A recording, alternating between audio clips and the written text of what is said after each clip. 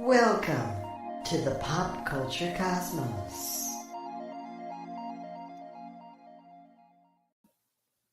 And we're back with another episode of the Pop Culture Cosmos. It's Gerald Glassford coming right back at you here for the Pop Culture Cosmos, Game Source, Inside Sports, Fantasy Football, and of course, the Lakers Fast Break.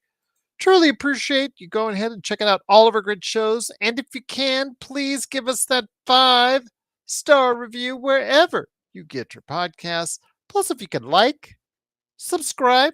Subscribe today to the Pop Culture Cosmos so you get all our great shows, including the Super VS Gamescast. Of course, when we talk about the state of pro wrestling, and of course, the Pop Culture Cosmos and PC Multiverse as well. And a big thank you, as always, 450 episodes. So many radio stations around the world are still with us after all these years. And it's for all of us to all of you saying thank you for what you do for us right here at the Pop Culture Cosmos. But it wouldn't be a Pop Culture Cosmos without my good friend, my compadre in crime, the man who helped me and along with me, but mainly him, because I've been riding his coattails now for 450 episodes, is a good man indeed. It is, of course, the mastermind behind the Happy Hoarder, Humanica Media, and 1/3 of the Super BS Games cast. I know that there'll be a lot to discuss because he's now feeling better, and I'm glad to hear it. I'm pretty sure, sure, he's feeling better. It is my good friend. It is Josh the Great Peterson. What's up, man?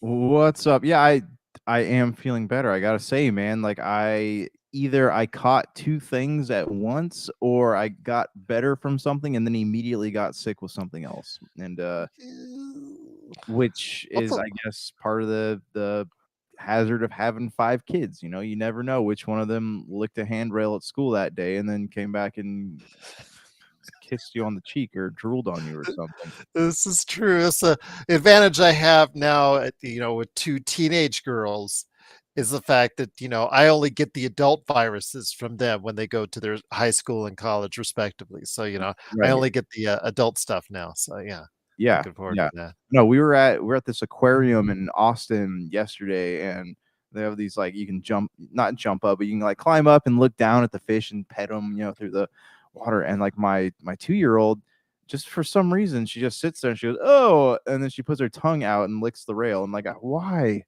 What is the why? What is the reasoning for this? Why do you need to do that? Oh, but I bet if you talk to your parents, flashback to I'm sure I so did. many years ago, And they're I'm probably sure little Josh was doing the same yeah. thing. Why would you do that? Hey, I got a question for you. All right, so there's this new Sure. like trend of videos going around social media where people are trying to film themselves making celebrities upset. And it's all because they're like, "Oh, look at my video, so and so is a jerk. Look at all these views I can get." There's 2 of them that caught my eye specifically. All right. One was I don't do you know what I'm talking about? Have you seen any of these Well, I've videos? seen the Travis Kelce one. That was a few months back when he was going across, I think, the campus of Ohio State, if memory serves. And there was a whole bunch of people. And then one specifically was harassing him and doing, talking about, of course, Jason Kelsey, his brother's girlfriend, Yeah. Taylor Swift. And that, got him mad. He slammed the phone down, et cetera, et cetera. And, but yeah, I pretty much know I didn't know it was a trend. I know it's something that again we've seen over the course of periods of time. TMZ, basically, people are going ahead and like Daredevil, Yeah. vigilantes. This in his case, it's vigilante TMZs. They want to be TMZs so they can get their clicks on TikTok. It's essentially what you're saying. Yeah. Yeah, exactly. It's just like the Kelsey video. But okay, so there's two more that I've seen recently that have stuck out to me. One is Bam Margera at a skate park, right? The guy's just sitting there minding his business, skating. He's out of rehab. He's just trying to turn his life around. And this kid is sitting there just like poking at him and taunting him and trying to get him to pop off at him. And it has a ton of views, but also like there are people actually standing up for Bam in the comment section, like, hey, the guy's trying to like turn his life around. Stop trying to provoke him into a reaction that's going to make him look bad. And I'm like, yes, exactly. And then also there's another video that's titled "Bill Murray is a Jerk," and it's because this kid walked up to him with his camera rolling, and he jams his foot down on Bill Murray's foot, and Bill Murray like snaps at this kid, and he was pissed, man. And everyone in the comments like, yeah, I always knew Bill Murray was a jerk because you made him act like that. Like, why are you doing this? What is the matter with people, man? Like, social media has become an absolute wasteland of human trash. You know, like it makes no, and it ties in with our world, right? Because like we talk about pop culture all the time, and when you're trying to make someone an icon, someone that people look at highly, turn into these monsters for headlines. Like, where exactly are we going now? I agree with you. It's not. I've always had a policy when I've interacted with celebrities, and I have both in Las Vegas and my time in Los Angeles, have interacted with celebrities, and I just, they're just real people to me. They just put their pants on same time, one leg at a time, just like I do. Well, I think, anyways. Some people may jump into it, but if you do, you can do that. You're athletically gifted. But I'm just they're just people. They just want to be respected and move on. If you want to say great job on this show, I'm sure they said fine and that's it. But yeah, like I saw an interview earlier this week with Kevin Owens from the WWE. He says, don't follow us at airports because we know that if you want autographs, you're probably just trying to resell them on eBay and you're harassing us and all that stuff. And he goes into how they wait for hours or they track the flights just to go ahead. And yeah, I mean, if that's what you spend your life doing, you need to readjust your values. If you're looking for just clicks and stuff like that, yeah, our show is looking for always for clicks or stuff like that. But I'm not really want to go ahead and and Harassing and people for them, harass people to do it. Yeah, if I have to go ahead and harass people to do it, attention. I have a lot of Lakers Fast Break followers and audience members. Most are really awesome to deal with. Yet there's always some trolls each and every time out that just want to troll the entire time, and they get shocked because most of these channels don't want to deal with them. Yeah. Then there's our channel at the Lakers Fast Break where we troll the trolls for 2 hours, and then we at the end of the 2 hours we tell them, why did you want to get reamed for 2 hours in the first place? It's beyond us. But the lady from the White Lotus that TJ and I talked about, that because of all the big numbers that the White Lotus did, Amy Lou Wood with her overbite. Everybody is clicking and saying a lot of things. SNL just did a spoof on her, but a lot of people are harassing her regards to her overbite. It's again, it does it step over the line? In some cases with the SNL spoof, it is what it is. But with some people just out there, just getting clicks or whatnot, trying to harass her or talk about her overbite and in so many great details. I mean, she's had this forever. It's been there forever. Yeah. I mean, if she wants to get it fixed, let her make that decision. But yeah, it's just like you said, when you go harass these people in public, uh, there's just no reason for it. I mean, would you, if you had gained that level of celebrity? I understand it comes with the celebrity, Yeah. but if you've gained that level of celebrity, let's say the pop culture cosmos gets a mega huge by 500 episodes. Do we want that kind of people harassing us to going, on a daily basis? I don't think I want that. I don't think I want that.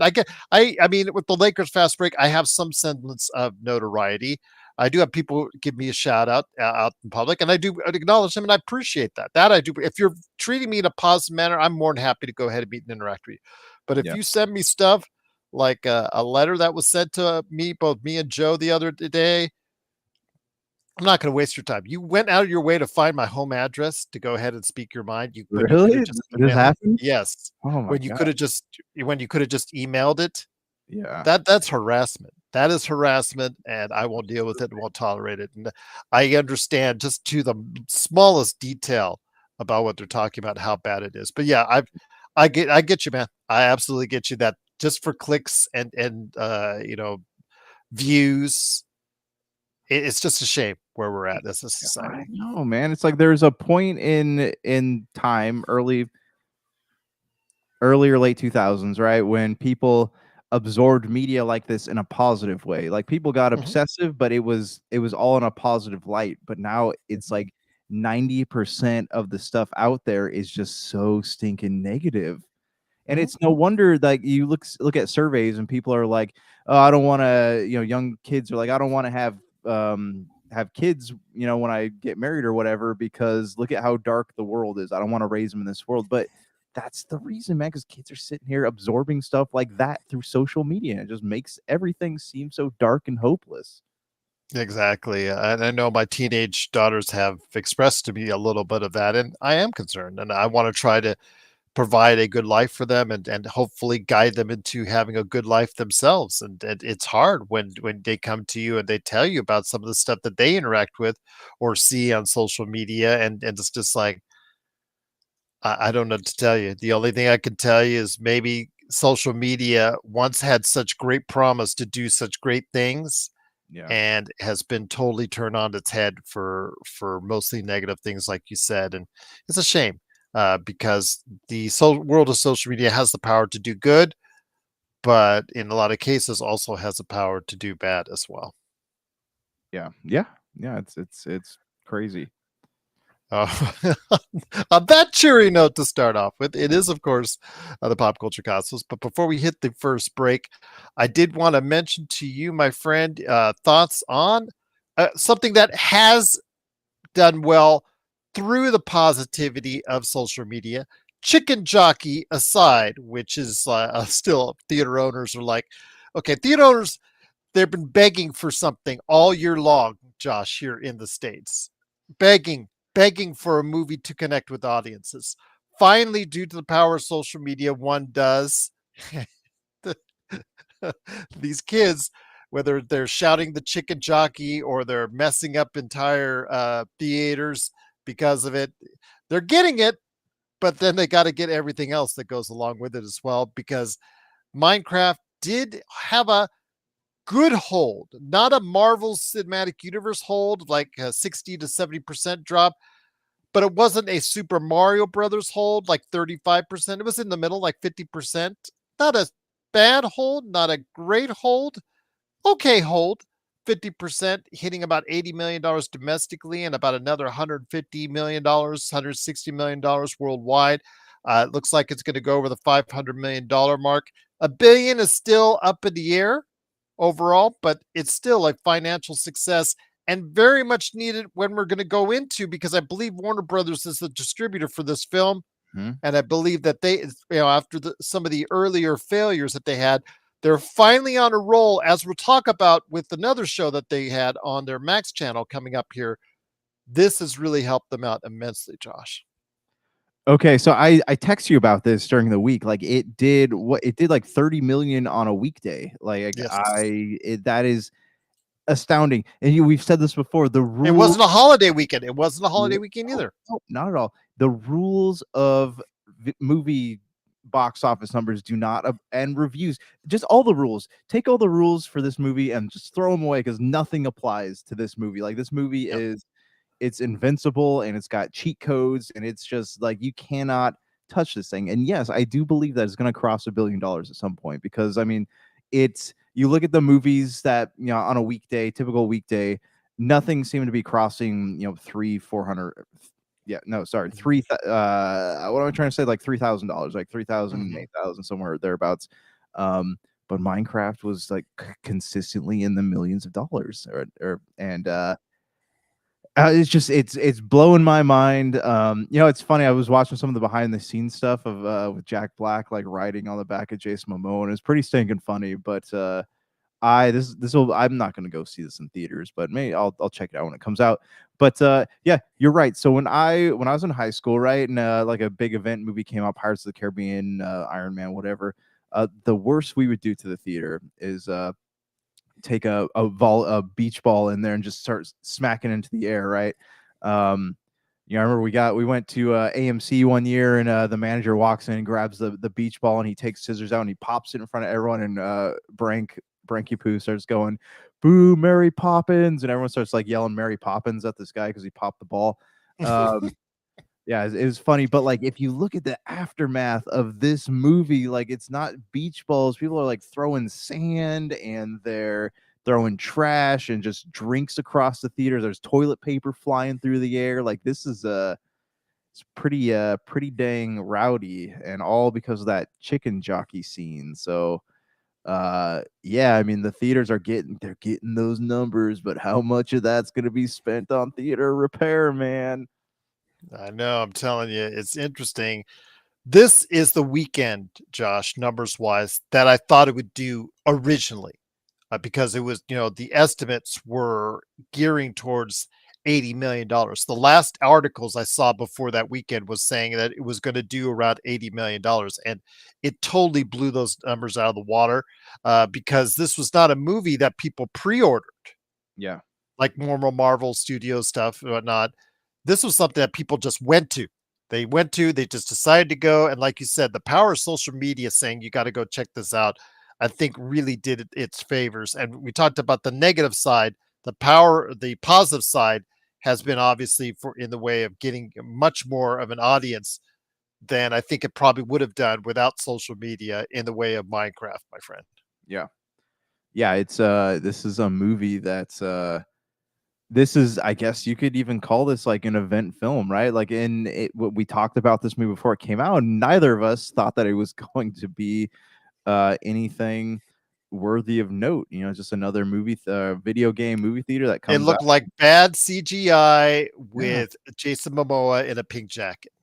Yep, and Jack Black. So you're like, oh, this movie can't possibly do very high numbers, but this could be very well be Jack Black's highest grossing movie of all time. Jason Momoa, I I don't think he crossed $1 billion with Aquaman, didn't he? If I remember and correctly. he's with the Fast and Furious. That's right. Was it with 10? No, he didn't do a billion with that one. So I'm going to say that yeah, you're probably right with the Aquaman, the original Aquaman.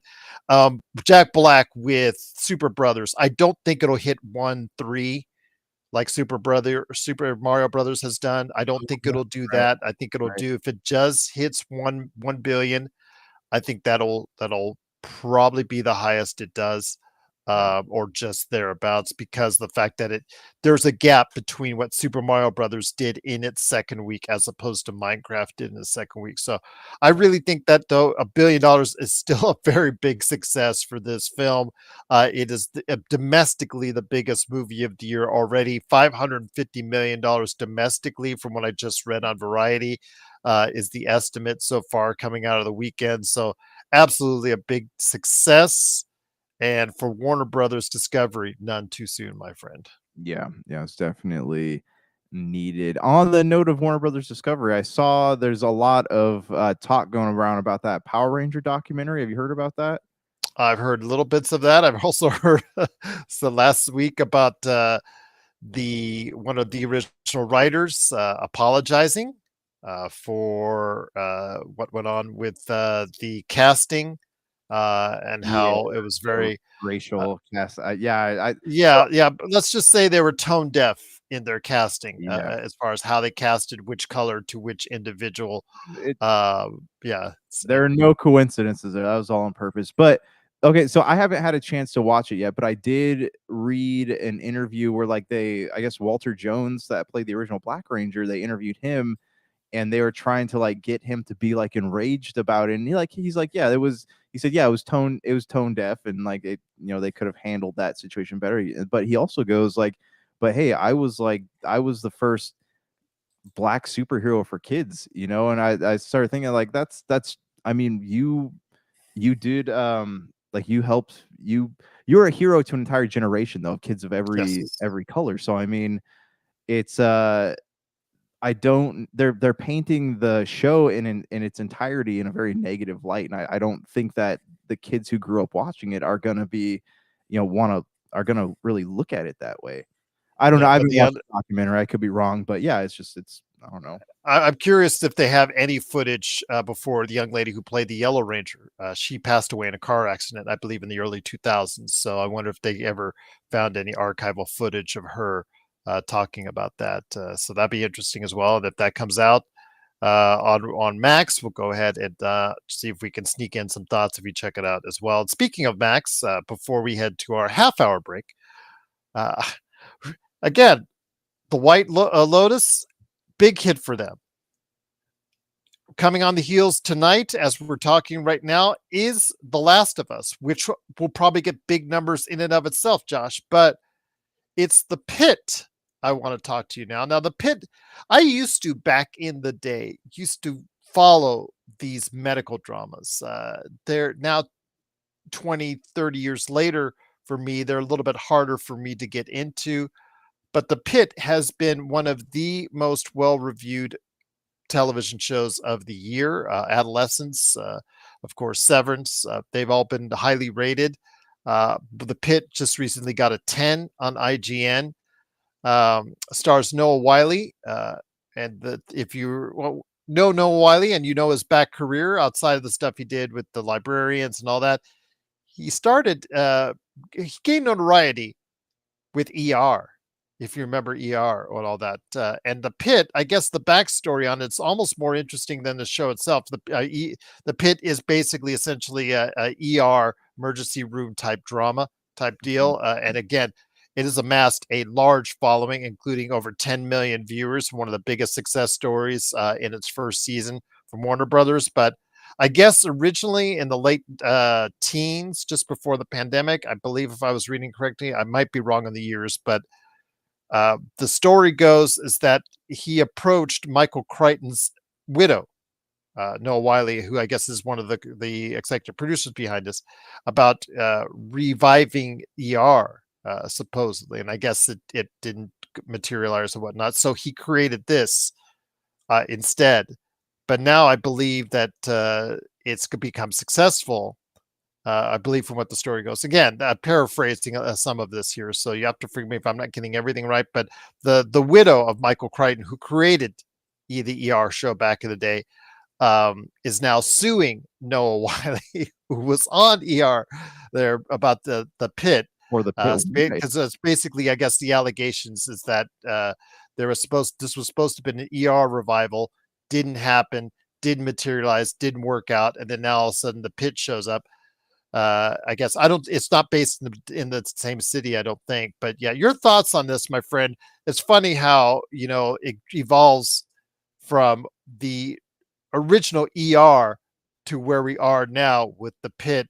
It's a drama-based emergency room medical show. I don't know how, after the tens and hundreds of shows that have been done since then, how you could even if they did talk beforehand and it didn't materialize, how you could still try to go ahead and seek, a lawsuit out of this, because there's so many.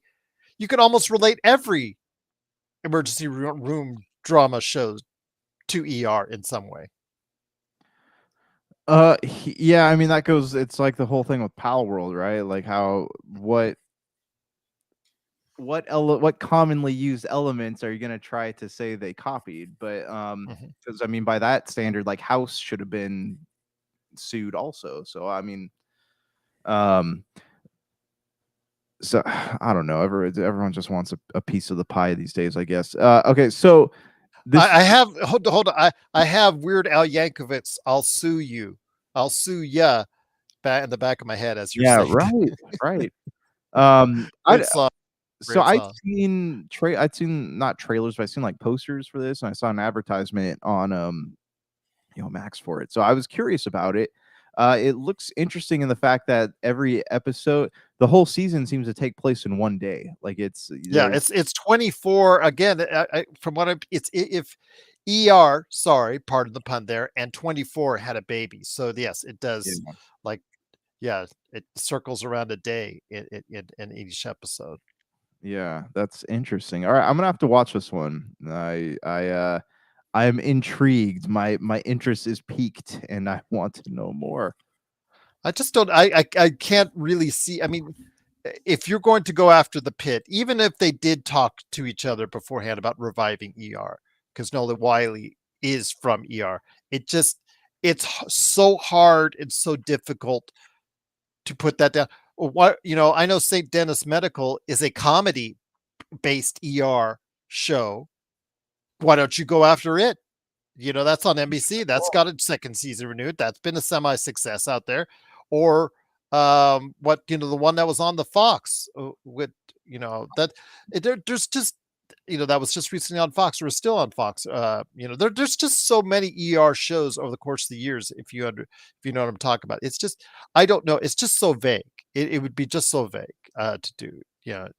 It's crazy, man. I don't know. I don't know how they are going to proceed to go forward with this and try to claim that they're They ripping off they won't be ER. able to. I mean, it's all by those standards. Every medical show is breaking some sort of copyright of some form. I mean, and the same thing. Every crime drama out there, like this is really dangerous territory here. If a lawsuit like that can be successful, then who's to say what we're going to see coming out of the woodworks next? So I don't necessarily know, but also like people haven't had to have really protected their IPs until recently. Like we're just living in a world where everyone's suing each other now. Yeah, it's so weird how that people can think that they've got the whole gambit. Okay, I did a show back in the 80s, yeah, about an ER, and so I can go ahead and just you know pick and choose which ER shows that I'm going to go after or whatnot. Just seems crazy, and again, I hope everything gets worked out for all parties concerned, but I definitely want to see how that works out. With of course the Pitt that is right now doing huge, absolutely huge numbers on Mac. I want to go ahead and say again, Max, it's just been a huge, huge win. I think up to 10 million viewers, I believe, is the last thing I've got as far as the note on that, because it has done such great numbers. In fact, let me go ahead and look it up right now. Yeah, 10 million views plus for the episodes. So it's obviously been a big hit for them on Max, and definitely looking forward to getting a chance to sit down and maybe catching a couple episodes. I just finished Black Mirror, so I might have some things on as far as time available to go ahead and check it out, but we'll wait and see. Of course, now we've got Andor coming up, and also as well, The Last of Us, Andor on Disney Plus, and The Last of Us, and I still have to finish off Daredevil on top of everything else. So definitely looking forward to going ahead and seeing what will be out there as far as all the TV we have to catch up. And that's one thing I'll leave this half hour with is that I really think in regards to streaming shows,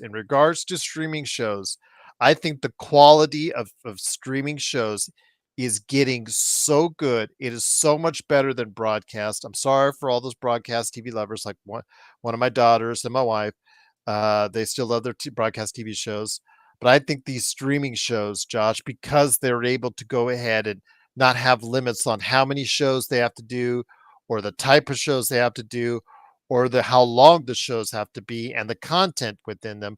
Yep. They have so many more boundaries they can go beyond.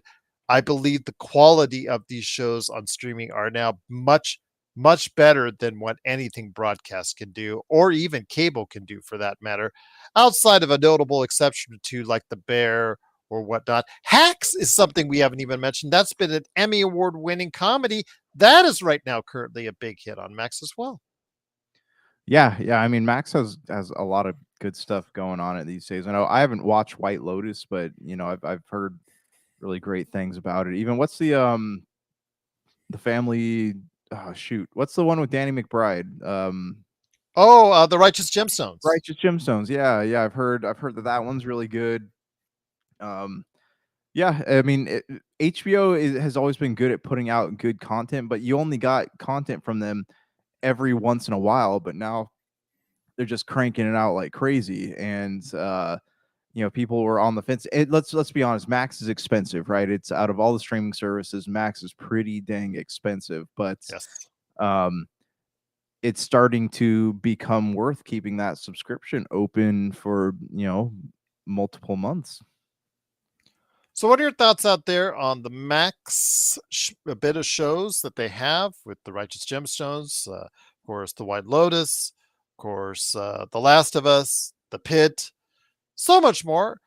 Is HBO and Max, are they now the top dog in streaming? Or is it still Netflix, Disney Plus, Apple TV Plus, which also has Your Friends and Neighbors getting some really high reviews with John Hamm and more. So go ahead and let us know your thoughts on the world of streaming and what you're checking out at popculturecosmos at yahoo.com.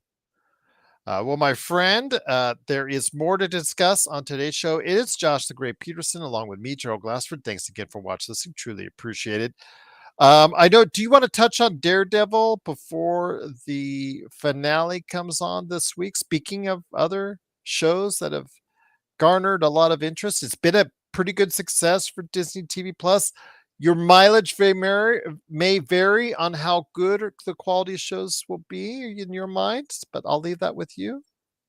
Yeah, it's quality wise, it's been a roller coaster, right? Like Mhm. you can see there are glimpses of like what the show used to be, but they Mhm. are oftentimes drowned out by overproduction or choppy editing or just storytelling that goes in circles. Like we've now reached the point where, because yeah, everyone saw Muse as being like the bad guy that's going to carry through the season, but lo and behold, Muse is spoilers. Sorry, Muse is dead. But now we're just right back at the whole thing between Daredevil and Kingpin again. So it's like what are you what are you doing? Like, show us something that we okay.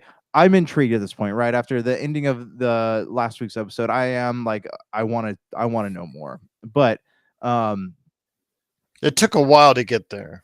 it took a while to get there, yeah, because we're just seeing all these like back and forth. We last week we started to see, or the week before we started to see, both Fisk and Murdoch fall back into the patterns of who they used to be. But like everything else, we've seen it before, right? We've seen obviously the lady that Matt's with is going to end up finding out that he's Daredevil. Um, Fisk and Daredevil are going to end up in some sort of confrontation. Bullseye is out hunting again. We don't really know the full scope of that yet. There's a lot of people theorizing, right, that Foggy is not actually dead because they talked about him being in season 2, and you already see set photos from season 2 out there, which makes me wonder, like, are we gonna get like the nice thing about the Netflix show, right, was that it's one, like the storytelling was so fast. It was fast and it was dark and gritty and it was good, but each season ended, right, like a novel in a series of books, right? It had a clear-cut ending. Is this going to be one of those things where like it doesn't end? Well, the thing is, I know that if you remember, they brought in the old team that did the Netflix shows after Kevin Feige didn't like what he saw out of the episodes that had been produced so far. And from what I'm hearing, I could again, I'm not 100% sure on this, but I believe from what reports on that about there, is that the first and last two episodes were the ones that were done by the new team involved, and the previous ones with Muse and what have you were done by the previous group that was in charge of writing and producing those episodes. If that's the case, all right. Because us, the problem is some of those middle episodes, 2, 3, 4 episodes, 2, 3, 4 really had a problem because it just became so villain of the week or problem of the week or something which again wake me up when you want to go ahead and do something constructive, which they're finally doing now. Because in the end, really what is compelling, what is really truly compelling about Daredevil is Daredevil and Kingpin. And I'm glad that they finally got rid of all this other stuff surrounding it and is finally focusing in on the things that people care about is those two. I'd like to see Punisher involved more. Daredevil, you could take or leave him, but you do need someone like him or some, could have been Muse, could have been him, somebody like him thrown into the mix. We're now finally with one episode left, starting to care again about what's going on in Daredevil. Yeah, yeah. But I mean, with like even with Daredevil and Kingpin, like how many times can you tell that story? It's been told three, 4 times now. So Mhm. it's But remember, it's a fairly new audience on Disney Plus. yeah, and I know Kevin Feige, like it's Marvel is a machine. Like everything, there's nothing is ever close ended with him. Like it's always how is this going to lead into the next thing? How is this going to lead into the next thing? And I don't think that we're going to get I don't think we're gonna get closure when it comes to Daredevil at the end of this season. No, and the other thing is, my Marvel fan of a daughter asked me is, why isn't this relating it to the Thunderbolts? And the Thunderbolts, coming in now, it's projected to do right around 70 or 80 million dollars, which is kind of soft for a first week in May Marvel release, if that's the case, and it follows those traditional box office rules. So we'll see how that's going to work out itself out. But why isn't Daredevil and or uh, Kingpin involved? Kingpin's the mayor of New York. Where Yeah. does all this happen with Bob, Right. aka the Century, in Yeah. New York? So I'm just like, hello, I thought they were supposed to close that gap between what goes on TV and what goes on in the MCU film part of it, and it Yeah. does not look like they're doing it. They're still segregating it, and for lack of a better term, excuse me. Yeah. And if that's the case, that still is a problem I have keeping those separate. They should intertwine those properties together, especially with Kingpin. I think is someone that is absolutely, his character Vincent D'Onofrio is a very viable film character. We've already seen Daredevil in the It's films yeah. in Well, Spider-Man okay. already. It's shoot. What did they say? There's someone asked this question in an interview with D'Onofrio, and he had said that it's a rights issue. He said that Sony still technically owns the rights to Kingpin, so Kingpin cannot, much with like the same situation with Tom Holland, right? Like there has to be special contracts made for that to happen, and it doesn't sound like that is going to happen. Just, you got to clear it up at some point. You just got to go to Sony and Universal and say, let's just clear all this stuff up right now and just go forward.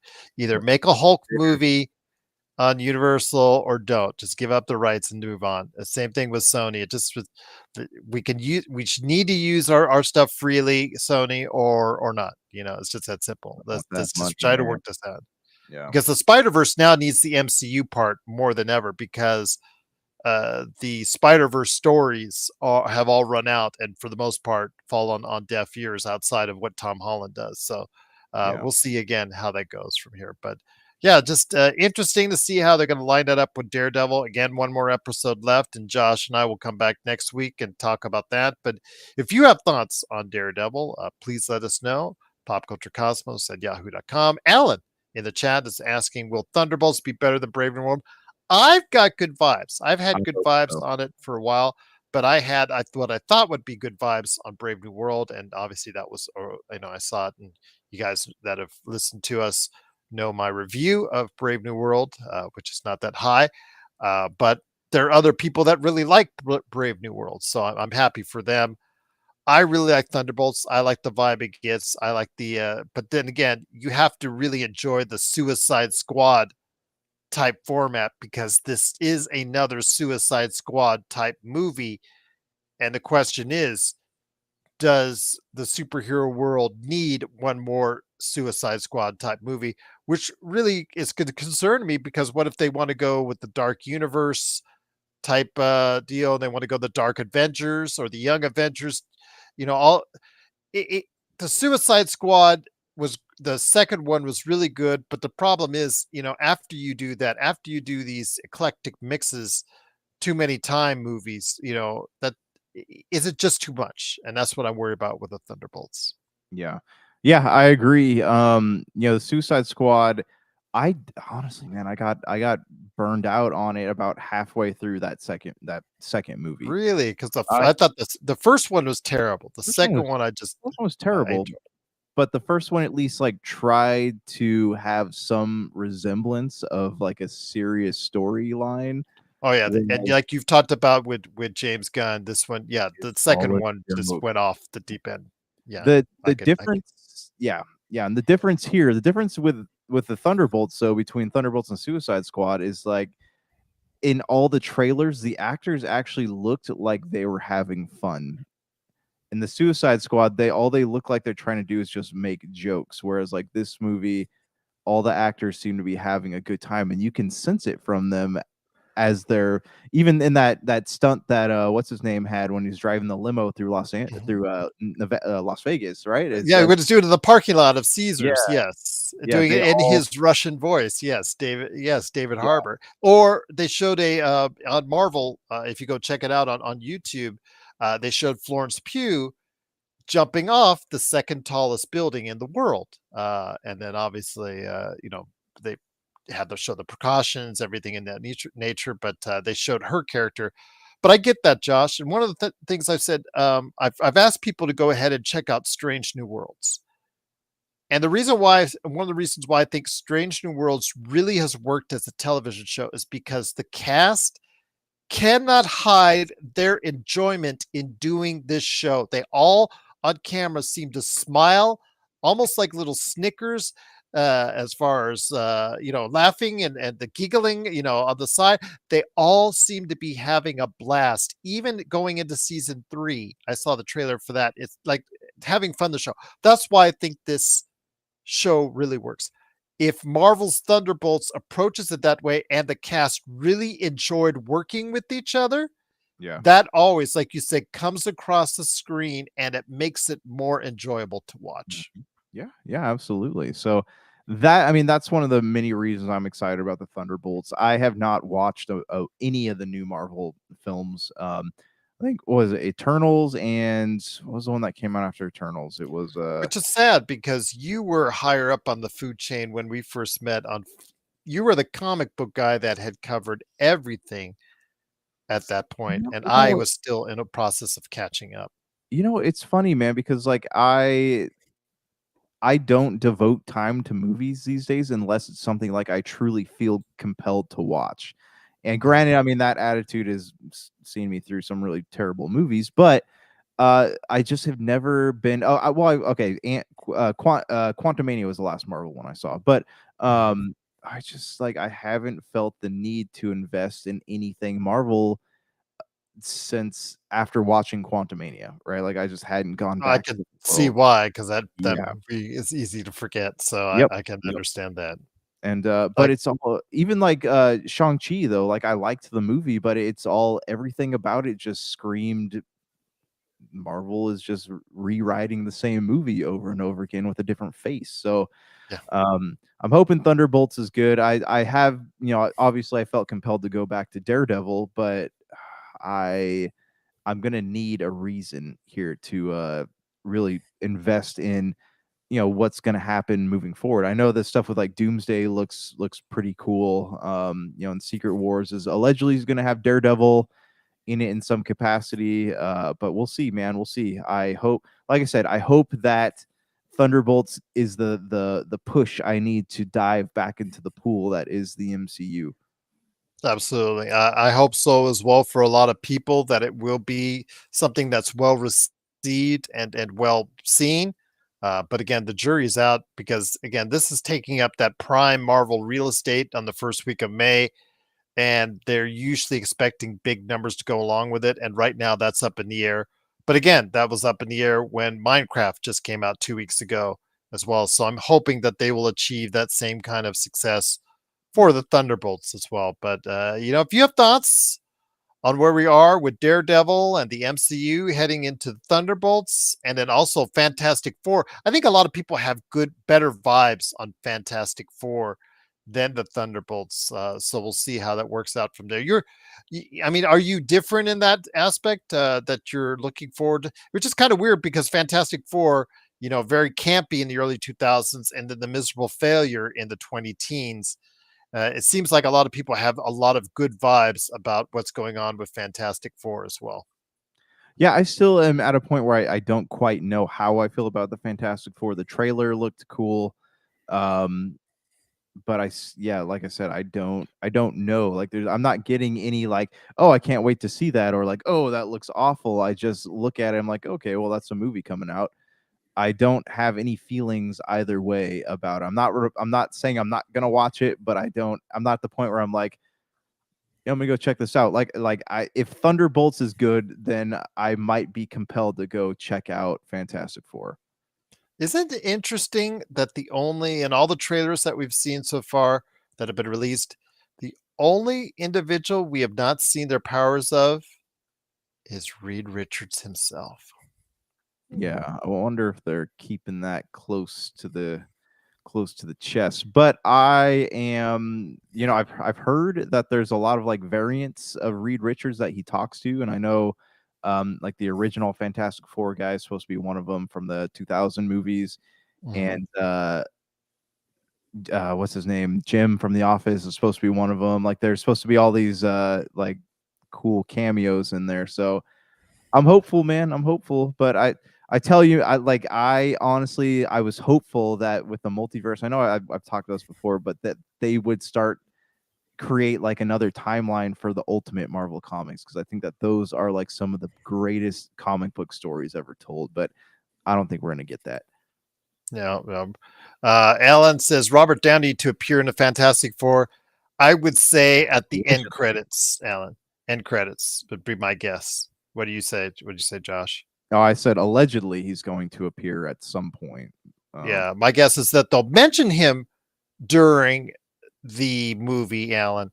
But my guess is that you'll have to only see him or putting on the mask or whatever. You're just with the mask already. Probably not until the after credit scenes would be my guess on that. But that's just throwing that out there. They're not going to give that up too soon, but they will probably mention him at some point in time in the movie, and refer to him, because remember, it's this alternate universe than the 616 universe of Marvel. So something happens to that universe which has to force the Fantastic Four into the 616 universe. So we'll all try to sort this out, and hopefully it will all be sorted out in some form or fashion by the end of Fantastic Four, indeed, with Robert Downey Jr. Again, I wanted that to be a surprise. Would have loved to have been a surprise, but oh well, can't have everything when it comes to the MCU. But looking forward to it anyways. And if you are as well, please let us know. Popculturecosmos@yahoo.com. Before we head on out, about three last notes. Mythic Quest is ending on Apple TV Plus. It did get canceled. They are redoing the final episode of that season 4, to go ahead and make it into a finale. I think they had already something lined up if that was the case, and they, because it was on the fence, I guess, for them. I could tell you from my watching Apple TV Plus for Severance, Mythic Quest debuted during the course of Severance, and it never cracked the top 3. I don't believe. I never saw it above 4th place in the top 10, and I think that pretty much sealed the death note for a channel, a streaming outlet that has a limited number of shows to offer. So if it's not, I understand it may have not gotten past Severance, but if it didn't even get to number 2, if it didn't get it past Ted Lasso, which doesn't have any new episodes out for years, that'll tell you all you need to know. And despite the fact that they even had side stories that they put out in March, still was to no avail. But any thoughts on Mythic Quest? Again, a comedy, very highly rated, about the inner workings of a mythical video game company working on continuously on a video game. Any thoughts on Mythic Quest? That was the original, right? That was the original Apple show. I think that was the very first one to come on there. So very first series, I believe. Yeah. Yeah. So that's, I mean, they did they did it right. They had all these years to tell the story that they wanted to tell, and they're getting a chance to close the story. So I think that's what, as a show on a streaming service, what more could you ask for? Yeah, absolutely. So we will see what happens. Now it just seems with streaming shows, you're lucky if you're going to get 4 seasons out of it. 3 to 6, I think, is very lucky. And what we're seeing with Stranger Things, we saw it with Cobra Kai. We've seen it with some of these other successful streaming shows that they're going to be very limited on how many number shows. You will not. It's going to be even harder to see, I think, or it's going to be harder to go ahead and have these streaming shows get into the 10, 11, 12, 13 seasons like we've seen, of course, on broadcast that seemingly have over a dozen shows on broadcast television that have reached double digits in years and seasons. So we'll see what happens, though. But again, Mythic Quest is I believe this week, showing its new ending to season 4, which is, I guess, going to close out the series. So if you want to go ahead and check it out and let us know your thoughts, popculturecosmos at yahoo.com. But before we head on out, the last 10 minutes, Josh, two things I want to go ahead and touch on. Black Mirror. I did go ahead and check out Black Mirror. You have to get over one thing when it comes to Black Mirror, which I believe is the new Twilight Zone of its time, of its era. Even I know it's been out for over 10 years now, but it is to me the 21st century version of the Twilight Zone. Yeah, I know they remade the Twilight Zone. Actually, some good episodes there, but it didn't stick. This is the newest version, but you have to get over the fact that almost every single episode, Josh, is a comment on AI, and it always puts you like a near. Almost all of them put you in a near future scenario or a near present scenario with advanced AI or VR technology of some type that allows whatever horror issue to come into play as far as that's concerned. If you get over that, yes, that sameness feel out of every episode, they are well acted. The first episode I really, really liked and enjoyed, about a couple after a tragic accident or a tragic illness, per se.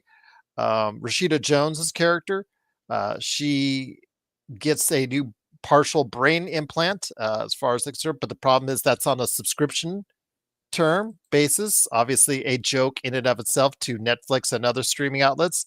So the rest of the show is dedicated to the subscription tiers and the priciness and rising costs and everything. It's a statement on that. So you want to go ahead and check that out. That was one of my favorites. Beta Noir is the one that's getting a lot of pub on that one.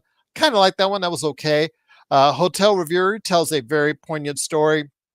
I really like the fact that it went back to tell something like in a Casablanca mode, but still touches on, of course, alternate realities and AI and VR and all that stuff. You want to go ahead and check that out. That was a good one story. But the one I like the best, even USS Callister, the sequel to the one of the most beloved episodes in Black Mirror, the one I like the best, and I told you, I texted you this, Paul Giamatti, the episode number 5 of Eulogy, he is basically asked to do a one-man show. There's another character aside, and she does a great job too as an AI assistant, but it's basically, we're going to let Paul Giamatti be Paul Giamatti for an hour, and he rocks it. He absolutely rocks it. Think about a past loved one who he broke up with, and through the magic of technology, they're trying to reconnect that part of his memory on that. So yeah, absolutely. It was a really, really solid season. Really good. I enjoyed it. Have you touched on Black Mirror at all before we head on out? I watched a little bit of whatever that last season was that came out. I think that was the one where is that the one where you could control, right? Where they're almost all of them. They're like that. That's the thing. Okay, all right, yeah. So I watched the last season, a little bit of it. I haven't invested heavily because I have a hard time with anthology shows. So I watched a little bit of it, but I have not. Salma Hayek appeared in the season 6 first episode, so you may have watched that one. So that one was where the individual was put into a TV show, and Salma Hayek was playing her character. And I think that it went awry, if memory serves me correct on that one. But yeah, Black Mirror, again, if you're interested in that same type of feel as far as technology gone wrong, on virtually every episode that is, it is, and it's a statement on that. But again, it does it in very unique ways. And it does bring back in a sequel, the USS Callister, one of the best episodes in the series, and brings you a sequel to that. That's pretty solid itself. So yeah, if you want to go ahead and check that out, it is Black Mirror. That's available now on Netflix. Check it out. Season 7. The whole series is on there, and I think you'll like it for the most part. Most of those episodes are really, really good and very touching at times, to very scary. And again, some of the performances are really, really strong in season 7. And I'll leave it at that. But before we head on out, my friend, it's that time of the year again. Coachella. Yeah. Yes. the concert in California, where yes, so many different artists, so many different they've got several different venues, so many different artists playing Friday, Saturday, and Sunday. They're actually playing now as we're recording. It's just the eclectic mix from Lady Gaga headlining on Friday to up rising stars like Benson Boone, who's doing like flips all over the stage, all over Brian May of Queen, and doing all these backflips and whatnot while he's singing his popular songs. To stalwarts from the past, the Go-Go's were on one of the doing a set at one of the alternate venues. They had Weezer, which was in the news. One of the I think that one of the bandmates had a little issue with his wife, as far as you read up on that. But Weezer played a set.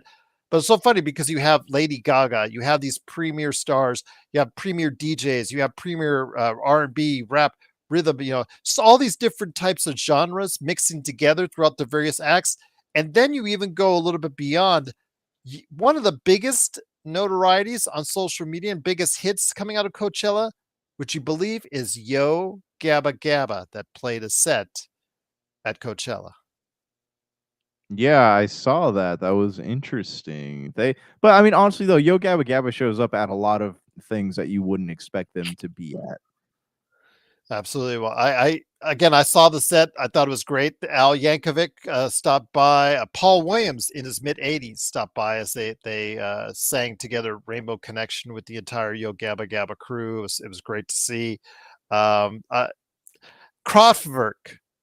the multi-nominated Rock and Roll Hall of Famers, as far as trying to get them into the Hall of Fame and whatnot. They are on stage at I believe on Sunday, if I'm not mistaken, at one of the venues. But yeah, big name artists again, like Lady Gaga, who just rocked it, just did a sensational job of just get a taste of what she was doing, and it's all free on YouTube. You can check it out. That's the best part, Josh. You don't have to go to Coachella. You could just check it out on YouTube. Yeah, yeah. I mean, I saw there's like Post Malone is there and Jimmy Mhm. Eat World. You have Green Day Mhm. playing on the stage. Like even they got politicians there making speeches. I mean, this is one of those things where like nothing makes sense, but it all makes sense when it comes together, I guess. So good for them, I guess. But I don't know. Coachella is it's a yearly movement in pop culture, I guess. Not even pop culture, but music. And I guess this year's has been good so far. Yeah, really a lot of good notes. And again, if you want to see any of it and catch any of the acts in detail, Coachella channel on YouTube, they have it all. And you could go back and check out all the great performances there. There's, I think, over 40 acts. I stopped counting at 40. So I may be wrong on that, but I think it's more than that because there's 6 different venues as far as theaters, from large scale to smaller scale. So you can check out channels on each one within the Coachella channel on YouTube. So if you are into Coachella, who did you get to see and who did you want to see and who did you see at Coachella? Please let us know your thoughts. PopCultureCosmos at yahoo.com. Whew, we didn't even get to talk about Marathon, my friend, that Bungie absolutely weird timing to do it on a Saturday. They put out this, trailer plus a whole bunch of other trailers as far as the story, gameplay, I mean, that's one of the things I want to talk about the story here, but I think I'll save that to the Super BS Gamescast this week, my friend, because I think I have a lot to say about Marathon, including the fact that if you looked in the fine print, a possible monthly fee might be included as well. But any last thoughts before we head on out? I'm in the same boat as you with Marathon. I got some thoughts on not just Marathon, but Bungie in general, man. So Yes. yes. This is like when Empire Strikes Back ends and you're like, what happened to Han Solo? You're gonna have to watch the next episode to find out. But by the next episode, we mean the Super BS Games cast.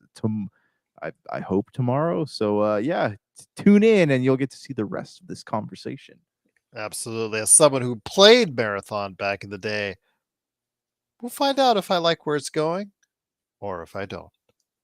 So for Josh Peterson, this is Gerald Glassford. It's another beautiful day in paradise right here in the Pop Culture Cosmos. We thank you for listening. And here's hoping you have yourself a great day. Welcome to the Pop Culture Cosmos.